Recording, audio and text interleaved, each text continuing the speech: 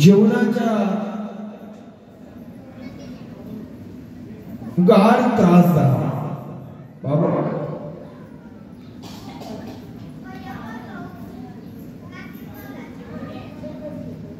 आणि ह्या त्रासातून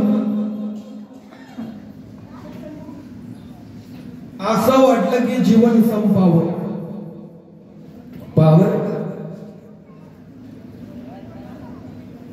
परंतु आता हो नाही ते झालंय. त्याला सामोरे जाणं आपलं कर्तव्य होतं. म्हणून त्या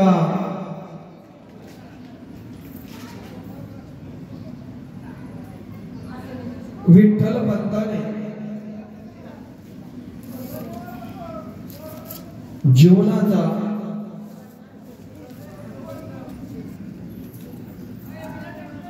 मोठा विचार केला की मी जर पुन्हा जर संन्यास घेतला तर माझ्या पत्नीचं काय होणार. म्हणून आता नव्हे संन्यास, आता जर काही करायचं असेल तर संसार करायचा. आता लोक काही म्हणत, आता म्हणू दे काही, आता त्याला पर्याय नाही, नावीलाज आहे. परंतु बाबा हो, हे सगळं काही जीवनशैलीची प्रक्रिया आहे. तसं वास्तविक त्यांच्या जीवनामध्ये चार ज्या विभूत्या येणार होत्या काल आपण बघितलंय. त्यांचा काल जन्म केला